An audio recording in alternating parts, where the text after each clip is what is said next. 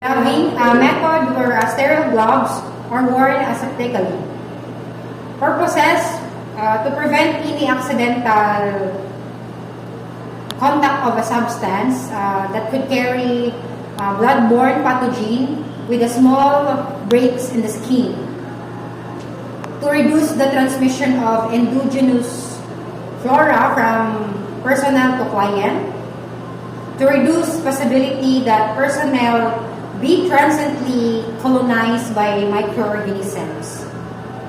We have the equipment, so the sterile gloves, appropriate size for individual. So, remove the jewelry, particularly the rings. Rings may tear gloves and can harbor microorganisms. Next, wash hands to minimize the transfer of microorganisms. After that, remove the outer wrapper carefully by separating and peeling apart sides and lay it on a flat surface or in a clean flat surface.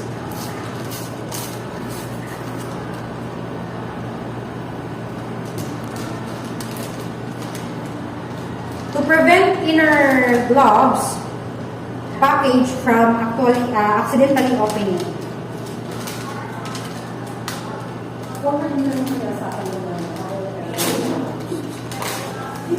Open the inner wrapper and touching only the outside, secure both flaps in the open position.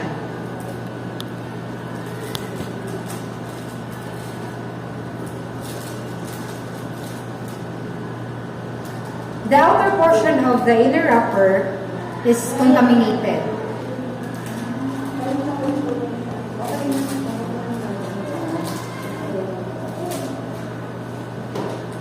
Next is identify the left side and the right side of the glove and glove the dominant hand.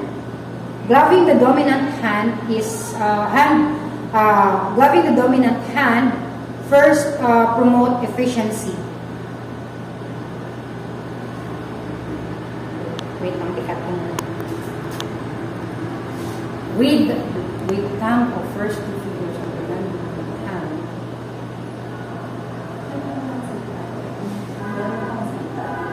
With thumb of the first two fingers of the non-dominant hand grabs the inner fold of the cuff. Lift the glove, holding away from your body, and slip the dominant hand, touching only the inner surface of the gloves.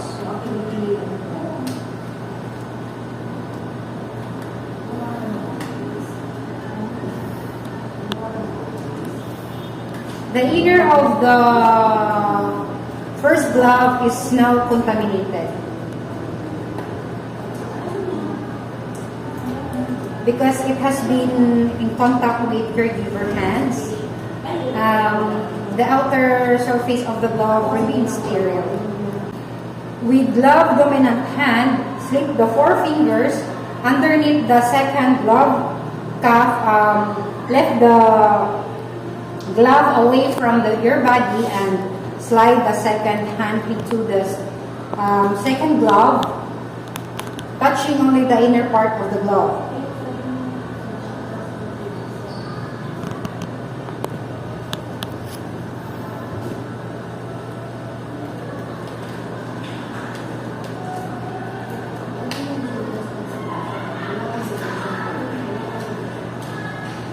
Contact of glove hand with exposed of hand result in contamination. Then adjust the fingers of both gloves by using the glove hand. If a sterile gloves touches a second sterile object, both remain sterile.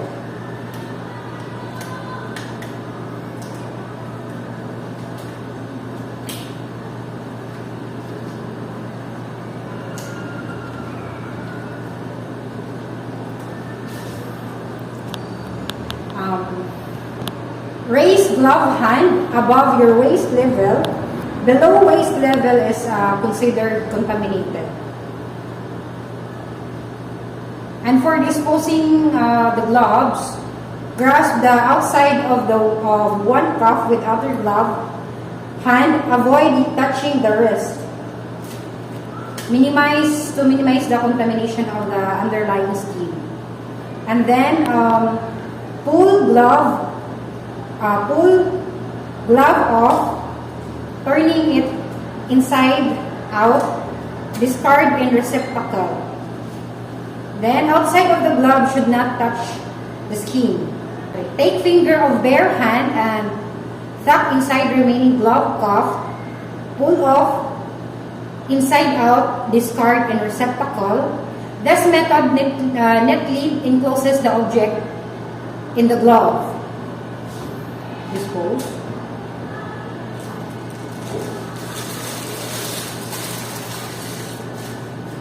And then wash hand.